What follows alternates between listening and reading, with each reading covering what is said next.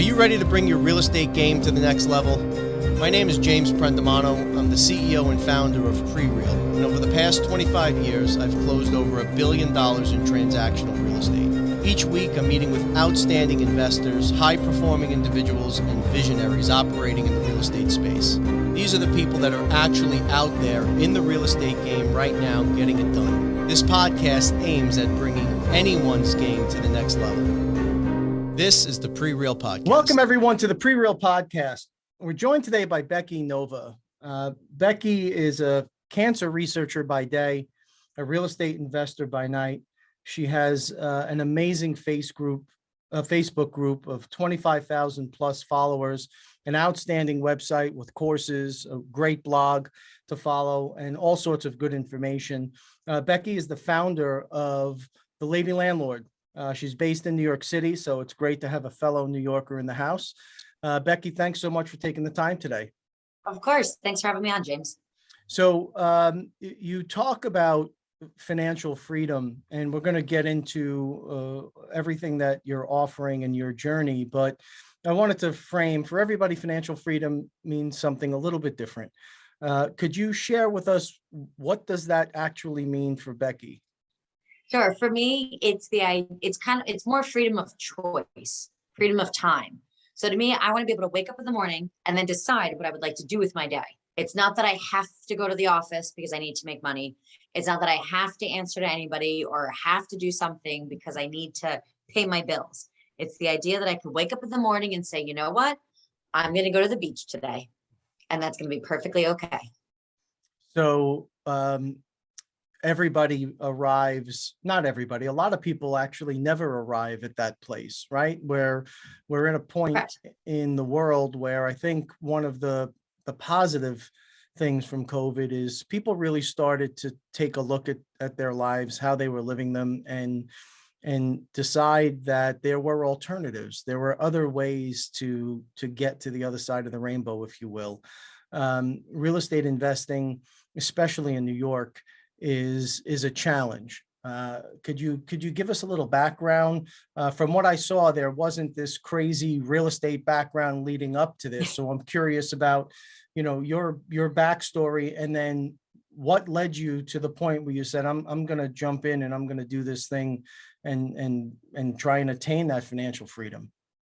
Sure. I always tell people I hate sharing this story because it has to have me admit that my husband was right. So every time we always talk about real estate investing or success or anything, it always, of course, has to start with, well, my husband was right. So here we go. I never wanted to buy property. I never even wanted to live in my own property. Back in my 20s, I'd actually left cancer research for a little while. I moved to Europe. I've lived in multiple different countries. I've owned businesses in different countries. The idea of settling down the white picket fence was so not at all really what I was looking for. My husband, though, was different than that. When my husband is actually an immigrant from the Dominican Republic, he really had that American dream, 2.5 kids, that whole type of thing. We were living in the South Bronx, actually, in a 6th floor walk-up.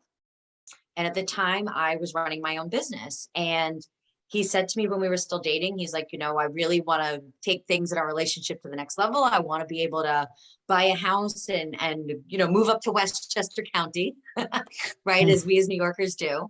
And he said, unfortunately, though, he goes, you're not in a great financial situation. You've been running your own business. It was not going well at the time. Every dollar I made went back into the business. I didn't have great credit. I was kind of stuck. So it really then was up to me to say, hey, I need to kind of change some things in my life here. I'm now at a point where, I need to grow up. I need to figure out what I can kind of do to put myself in a better financial situation, because I had just always avoided financial literacy and anything of that nature. I was raised with the people that have money are the devil kind of idea. Mm-hmm. So that was really what got us started, is I needed to start and take stock of what was going on in my own life and educate myself on finances. And that just led me down how to improve my credit. I then went out and was able to get a consulting gig that covered some of the money I needed to be able to get myself out of debt, to be able to get to that down payment. And I actually, a couple months later, went back to my husband and said, I don't actually want to just buy a single family home. And I tell everybody I had the best idea ever, and that was to buy a multifamily, live in one unit, rent out the other. I had no idea that it was called house hacking or that it was a popular strategy. But it was really at that time that I said, I've worked so hard to save this money. I don't want to just pay mortgage payment to mortgage payment every month. And that's what we did. We ended up buying a duplex. We lived in one unit, rented out the other. And it was literally at the closing, James, that when I got that check from my tenants, after literally signing my life away, right? If you ever do a closing, you sign your name 1,000 times. And then they gave me a check. And I said right there in that room, I'm like, that's it. We're doing this again. And like my realtor, my mortgage broker were like, you can't do that again. And I was like, I'm going to figure out a way. But that was really what started it for me. I think what's so important here, and people get lost in this, and I refer to them as TikTok investors. You see constantly people boasting about the amount of doors that they have. And what people don't understand, they hear passive income. Yes, it is passive income, but it's not. It's only as passive as your team is competent, I think, number one. And if you have to generate 10 doors for the same cash flow that you're able to generate out of one door, that's 10 less sets of tenants, 10 less sets of calls, 10 less broken refrigerators or problems with the air conditioning, whatever it may be. So for you, you wanted really quality over quantity. That was the strategy.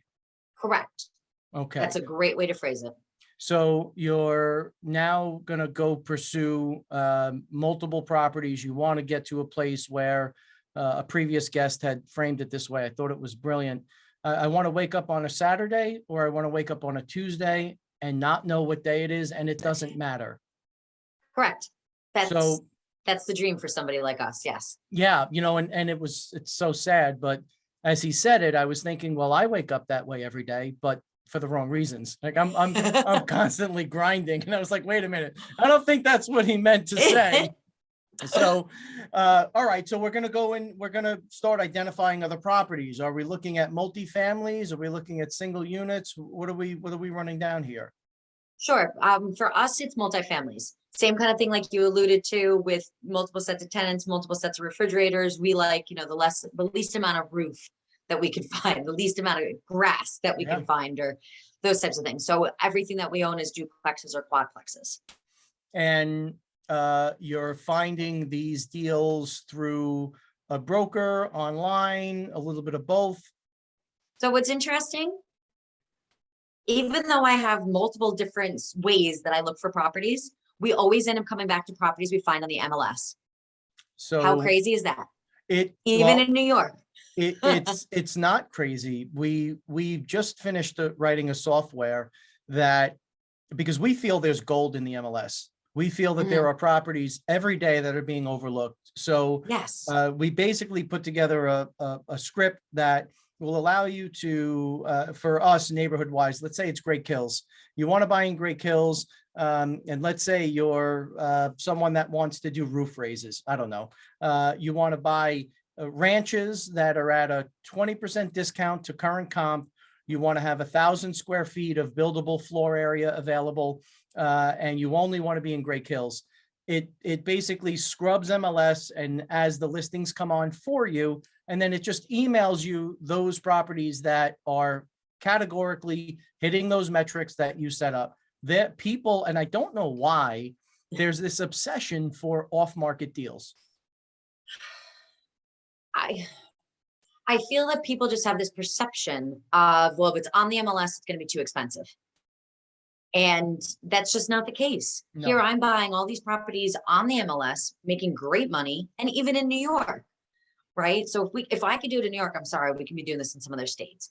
I just feel like that's a lot of the perception, that to get a good deal or to not have to buy retail, that it's okay, well, we have to go these other routes and always buy things off market. And that's just not true. No, I couldn't agree with you more. So can we almost go through like a mock? I'm a deal junkie, so Sure. I'm curious, when you're scouring the MLS and you're looking online, what are the things that jump out? Is it a cash on cash return? How are you doing your underwriting? Is it just you want to have X percent or X dollars over the payment? What are the metrics that make it pop for Becky? Sure. For me, the number one thing that I look for is the cash flow. So what I do is really look at, great, how much is this going to cost me? What's my monthly payment going to be? What are the rents coming in? And I'm actually, and I, same thing, people find this very controversial, but I tend to be a person that's willing to accept tenants. And I've been able to do that even through the pandemic that we've been living through. And most people are like, oh, that's a horrible idea. But if you screen the right way, and if you can make sure to do your due diligence, same thing, I'm getting money on day one. And I know that there are tenants that are there, and I know what those rents are going to be. So I know exactly what my cash flow is going to be by the time I'm even looking at a property. I know what my mortgage is. I know what my taxes are. My insurance is going to be. So I know what my all-in is for the month. And now I know what my current rents are. So we reference that as pressure tested. When you have tenants that are seasoned and they've been there, everyone is obsessed now with loss to lease and how much more can I get in the market. There's a real value in having someone that has been there. They've been paying it for X amount of time. There's not a change of circumstances. The grass is always greener, and people are running to get rid of the current tenants, fixing it up because they know they're going to get more. But then you've got a lot of unknown variables that you have to contend with. Correct. And then it also kind of goes back to a little bit of time is money, right? If now I have to get those tenants out, then by the time I get tenants moved in and settled and I get that work done, and who knows, the price of wood this month is changing. And sometimes maybe you overshoot on putting in additional items that you feel like are going to get a higher cost, and then they don't. And then you wait for your number. To me, some of those things just don't make sense. If something's working and if I can still make the cash flow that I'm looking for, even with the tenants in place, there's no reason for me to kind of change it. I feel like the most uncomfortable times that you can have with a tenant, or where the most things can go wrong, are at move in and move out. Mm-hmm. So if I have tenants that are already moved in, they know that the dishwasher, you have to like kind of jiggle a little bit to get it open. They know that the hot water will come out. They just have to wait 2 minutes. They know what days the trash is. They know all of those. They already have it worked out. We're in the Northeast here. They already know who's shoveling the snow. I don't have to worry about that. To have tenants that already know all of those little nuances of a property, there is, to me, a cost saving factor to that. Oh, without question. And I tend to take that. And there's the time that the unit's vacant. There's the time to market the unit, right? There's the time to market it. There's a time to get the work done. We all know, construction always takes much longer than we expect, and also takes longer than we expect, and always costs more than we expect. So with this, I don't have to worry about those problems. So Becky, when you're acquiring these units, we have a pretty diverse audience, but much of it is centered around real estate investors, some very seasoned, some that are looking to jump in the game. Are you setting up individual entities, corporate entities, LLCs? Are you buying these personally? How are you taking these things down? Sure. So we do put our properties in LLCs. So the earlier ones, especially what we live in, then that way you'd bought and done personally, then we're able to transfer that otherwise into an LLC. Otherwise, we purchase in the LLC. And are you setting up a new LLC for each individual transaction, or? For us, we do. I definitely understand. I personally am on the side. I know there's always kind of that debate. Is it okay just to have umbrella insurance versus the LLC? I am on team LLC, very much so. But there are reasons that I can see people that would put multiple properties in an LLC. If I was buying cheaper properties somewhere else, maybe I would consider doing that. But buying in New York, where my cheapest property is $400,000, that's all the risk I want in one LLC at a time. So that's why I personally have a different LLC for each property. So for the audience, what Becky's referring to is essentially when, assuming there's no fraud and there's nothing else that, is out of the normal circumstances, when or if there's a situation, and God forbid there's a lawsuit and someone is pursuing it, typically you can get them backstopped at the assets of that individual LLC. So Becky doesn't want to go buy 2, 3, 5, 10 units, have them in the same LLC, because then theoretically they can attach those other assets. Is that correct? Correct. Okay. 100%.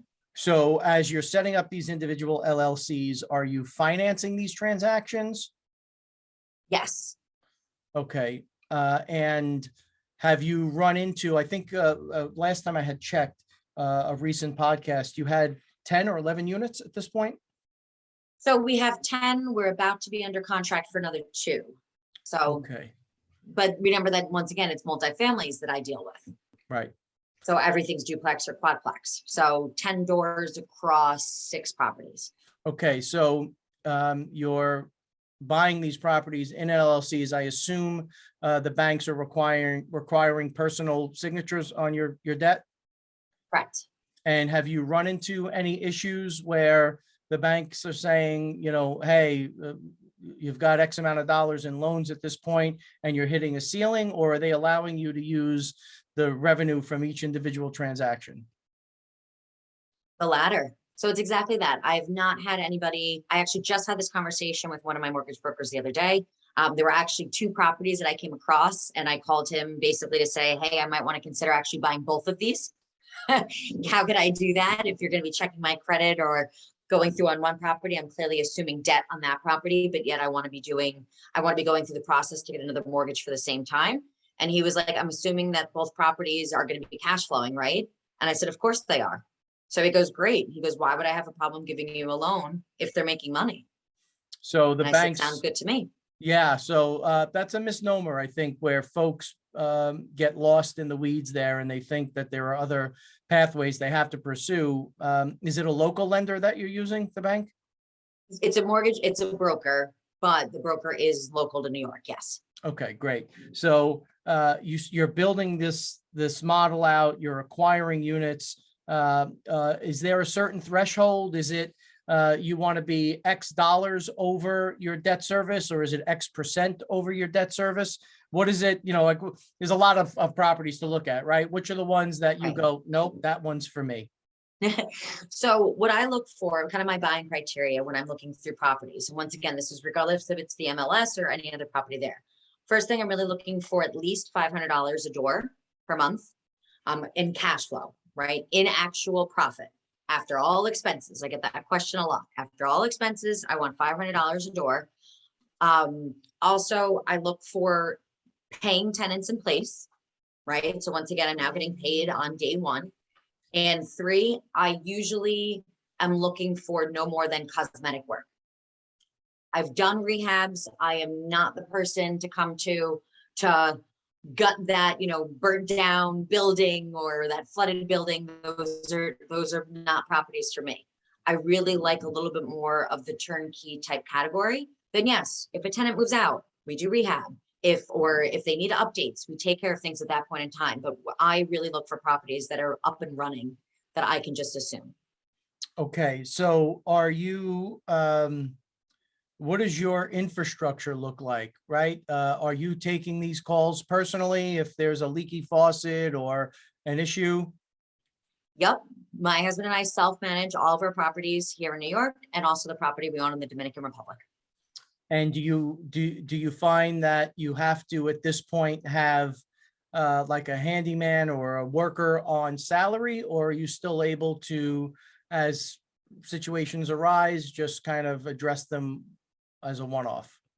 It more is the latter. It's very much triaging, right? Call comes in.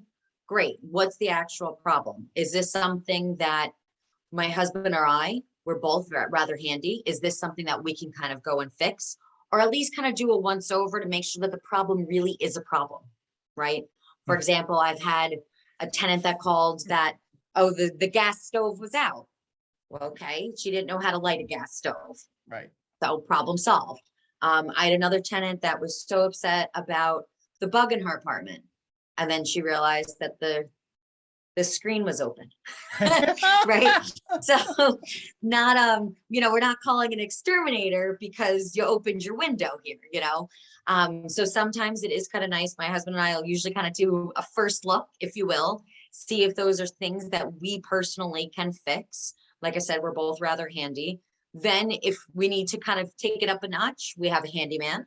Then if we have to take it up a notch, we have our plumber on call. We have our electrician on call. We have a contractor on call. Then we know the right person to call, but we don't automatically get a phone call saying, hey, my stove's not working. And we're like, great, I guess we got to get a plumber in there. Okay, I guess we got to go to Home Depot and buy a new stove. You make sure what the problem is first. So that's how we kind of go through this very tiered approach, which helps really kind of keep our costs down from having service calls. And was it a challenge to land on the right vendor for each individual issue? I assume you didn't knock it out of the box with every single contractor, right? We've actually done really well, knock on wood. We've been rather fortunate with that, of finding the right people in the right places. But yes, we've definitely had, okay, this situation that didn't work, this situation.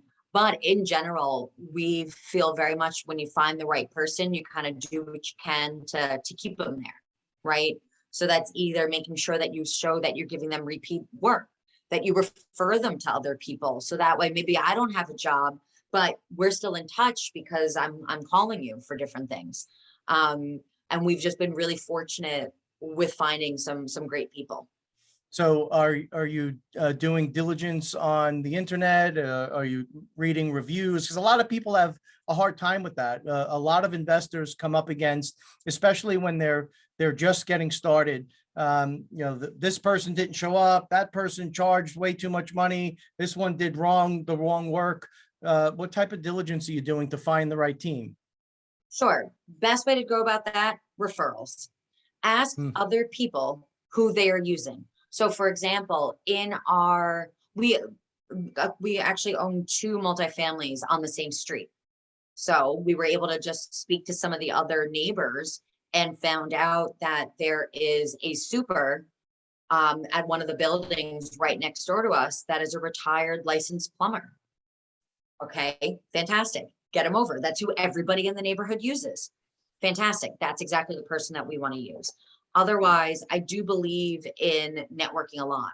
So that's talking to other real estate investors. I am part of my county's owners association. I attend my neighborhood quality of life meetings. I attend my city council meetings. So then when I go to those and I'm meeting other people there, it's very easy for me to ask, like, hey, who is the electrician that everybody's using? Because that's who I want to use too. Yeah. So good old fashioned groundwork, right? Getting out there and pressing the flesh. And for me, I've found that has always been the best way. And of course, initiating that through referrals. When you're going through your diligence, are you doing engineers inspections on these properties? Like structural engineering, you mean? Yeah. If you make an offer, many times they'll give you a period of time to bring an engineer in. That could be costly. Are you actually doing that, or are you and your husband kind of troubleshooting it yourself? No, we don't do the engineers. We had one property that we actually that we walked away from because it was recommended by our home inspector, who is a very, very trusted member of our team, really had concerns about the structure. And just when we talked to the structural engineer about not only cost, but the time involved to get some of that work done, it was just not really the project that we wanted. It didn't really fit with our turnkey model. Got it. or our close to turnkey. Yeah. So look, a lot of people are doing what you've done, but the growth and the networking, I mean, on your site, you've got courses, blogs, videos that run from as basic as goal setting and introductory stuff all the way through creative financing, right? So where along this journey did you find the time, or was it a conscious decision to say, hey, there's a niche here that I want to pursue and build this up to 26,000 followers on Facebook? What was that journey like? Sure. It was one of those kind of businesses, if you will, that started out of the pandemic. Mid-March here in New York, we all remember things shut down.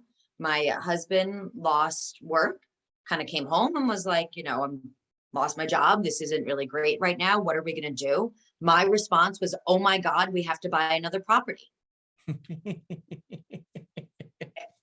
And he kind of had that similar reaction. He was just like, you're nuts. He goes, I just told you, like, I'm out of work. Like, why would we buy another property? I'm like, that's exactly why we need to buy another property. We need that income coming in. So that way it doesn't matter if you're back at work, if you're not back at work, we have that coming in regardless. So he kind of just shook his head, walked away, slammed the bedroom door on me. And my response was, I guess, let me see if I can make some friends with some strangers on the internet. And I went and I started Lady Landlords as a Facebook group. I thought it would be me and my mom hanging around the group and that nobody else would join it. And I was completely incorrect. All of a sudden, we started having over 1,000 women join us on a monthly basis. And what I realized was that they're looking for certain resources that just weren't out there. I've owned multiple businesses before. I have a very strong creative outlet. Besides the fact that I work in science and numbers and cancer research daily. So I really needed a place where I could be creative. So it really gave me the perfect opportunity to use that other set of my skills to create courses and to create resources that I knew our members needed. And I guess let me not guess. What was your goal?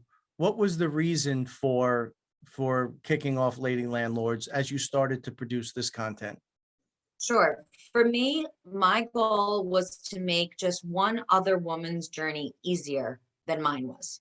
I feel like I had to dig around and figure out the answer to this, and then go dig over here to get the answer to this. And I had to go research how to be able to do this. And I was just like, this is just that's a whole nother job, just trying to figure out how to put this together. And real estate investing is not that difficult. It's a proven system. And we just really need to see what people did before that worked and duplicate it. It's not that complicated, but it's like all of these resources are just in different places. Yeah. And one of the things that oddly enough has made my content successful is because I think about, well, what did I want to know? Okay, I guess that's what I'm going to share with other people. And that's kind of what's been my secret sauce on that. And what has been some of the biggest challenges that you've faced? Let's start with Lady Landlords. What are some of the biggest challenges you faced as you've built this amazing network? Nobody in graduate school taught me how to run a Facebook group. Right.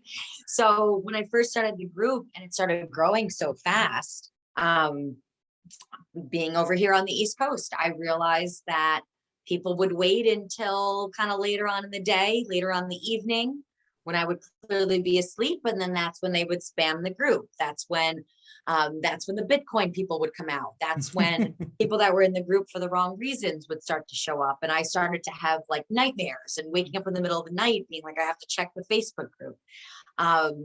When it became, my solution to that, actually, I do have a virtual assistant that is my eyes and ears while I get to sleep, which is fantastic.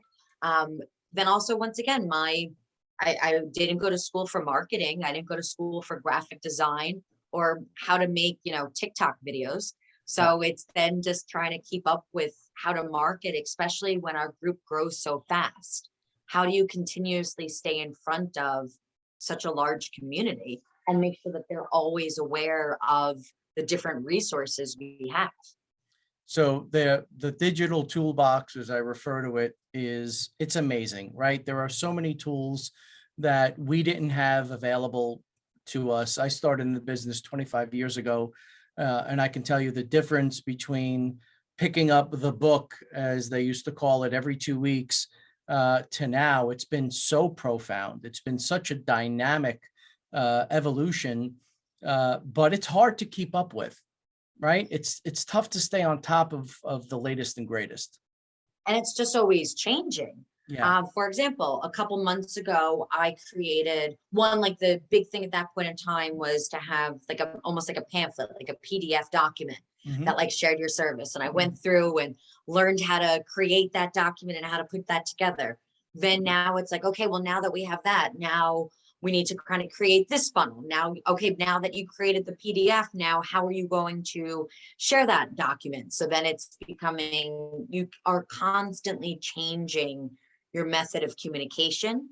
And it's a lot to keep up with, but it's always learning something new, which is one of my favorite things to do.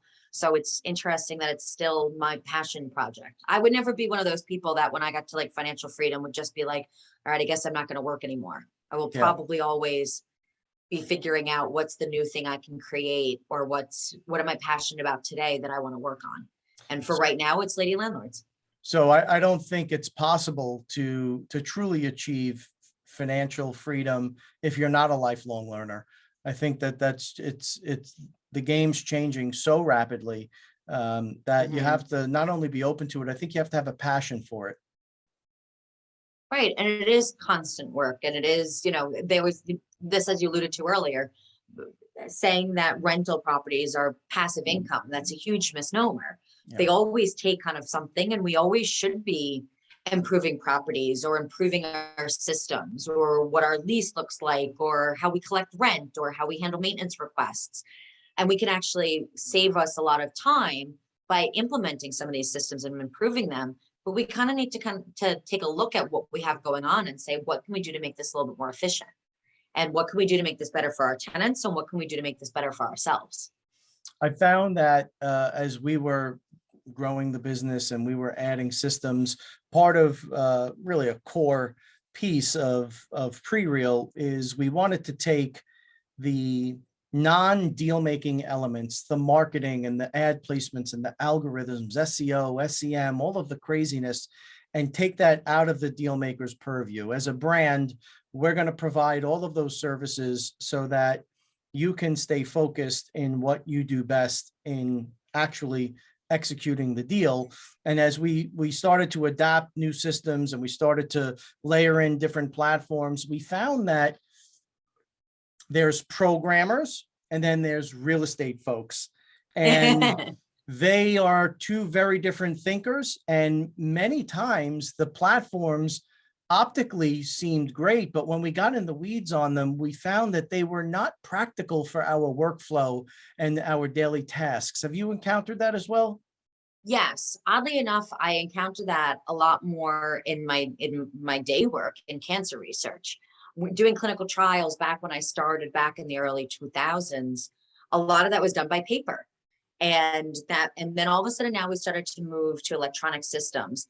And one of my roles for a while was actually sitting down between a doctor and a computer programmer and basically translating English to English, because there just wasn't a way for those two places to really kind of relate and come together where whatever that electronic document would look like would actually be correct and serve kind of both purposes.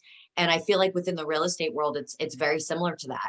It either fits with programming or it fits with real estate. It's very difficult to make something fit from that human factoring perspective. And there's very few people that can actually explain how that should be done properly. And they're few and far between. Yeah, we went so far as we've now got a full-time programmer that's just writing code and writing programs for us, because the workflow just didn't sync up with all of the intermediate steps. So it's a challenge, and it's like we said, you have to have a passion for it. Otherwise it becomes cumbersome. It becomes too much. And for people need to be experts in what they're supposed to be experts in, right? Meaning that if you are focusing in real estate, taking on learning computer programming so you can build a website is probably not the best use of your time. That has to be, an ex-boyfriend of mine always said, you either needed to know how to do something or be smart enough to know how to pay somebody else. Yep. Right. And it's kind of that same idea. Let's then have somebody that is the expert take on that responsibility and be able to execute well. So that way we can really focus on what we're best at. And not only will they not excel at it, and in part they won't excel at it because they don't enjoy it. We found so many of the seasoned deal makers that are our top performers here didn't grow up with an iPhone in their hand. They're deal junkies. They love that part of it, and they started to really get discouraged as this constant change was coming, that it pulled them away from what they really enjoyed. And you know, it's true. If you love what you do, it's a hell of a lot easier. Correct. I feel like that's one of the reasons people tend to quit entrepreneurial pursuits, because, for example, they say, great, I want to be a health coach. I have a passion for people living a healthy lifestyle. I want to make sure that people know what they should and should not be eating, whatever it may be. But then all of a sudden they realize they have to figure out how to invoice clients. They have to figure out how to market. They have to figure out how to build a website. They have to figure out how to run a podcast, right? All these different things that all of a sudden completely distract them from what their actual original mission was, which was to help people live a healthy lifestyle. Absolutely. To get back into the deal component for a moment, if you had a magic wand and you could eliminate any challenge that you face, what would it be? What's the biggest challenge for you on a day-to-day, or just in any tone or temperament of your workflow? What's the biggest issue that you're facing today? Within my real estate investing portfolio or lady landlords? In real estate. Honestly, it's kind of on autopilot. That's great. That was important for me from the very beginning. When we bought that first duplex, that we were house hacking, so we just had that one set of tenants. I ran that unit as if we had 100. I ran it and put systems in place from one. So then since we've grown, it's just opening up that system again. It's not then scrambling for, I don't know where to get a lease from now. I got it before. I don't know what I did with it. So honestly, I feel that from a real estate perspective, I don't spend that much time there. You built to scale. I built to scale. I ran one property as if I had 100. And was that just in your DNA, you're super organized and it just was part of your makeup, or was that something that you learned through the podcast, books, or? No, that's just me. Yeah. I feel like everything I look at is just, how do I make a more efficient system? I get a lot of people that ask me how I can kind of do everything that I do in a day, but when you are able to put systems into place, like, I can be incredibly efficient with my time. And that's served me well.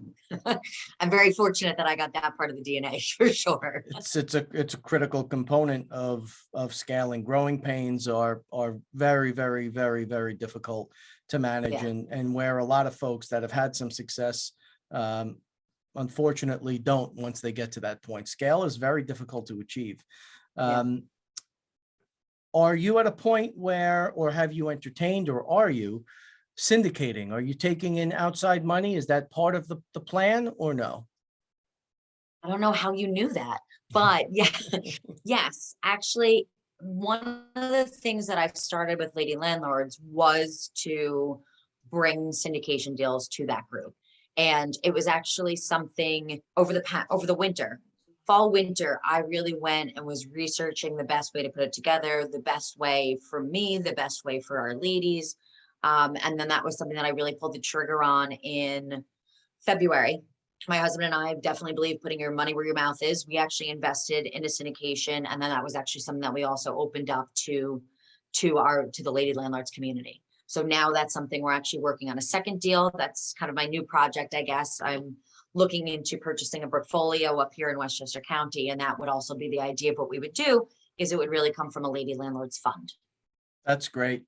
That's great. I had a few months ago the net worth nurse on, and that when we were talking about potential guests, we were so excited to have you on because we saw a lot of similarities where you identified this niche, and I think you're going to have even more, amazing success with it. You're obviously clearly super organized, and that's why I asked about syndication, because we're always looking for opportunities to be on the more passive side of it. We have our own portfolios, but we're always looking to expand. So best of luck with that. Thank you. it was really a point where we've been, like I said, we self-manage our properties, but you need to kind of diversify. So that was something that we said, let's look where else we can kind of park some money, and syndication just made the right sense. So you have an asset now in DR, correct? Correct. And any similarities? Is it a completely different ball game there, or? I mean, they have tenants. That's pretty much the only similarity. There is mortgages are just different. The way the laws about it are just different. It's a very different beast, but once again, I'm very fortunate. My husband is a dual citizen. He's actually still to this day spent more time of his life in the Dominican Republic than in the United States. So it's been very helpful that he, for the most part, knows how things run there. And then that's a place that I have to take a little bit more of his lead on the way that functions. But that's just been a fun addition to the portfolio. So before I let you go, the legislative threats is something that we've kept a close eye on, and we've been kind of at the forefront of trying to report and see trends and try and stay ahead of them. Clearly in New York, there's a very high bar.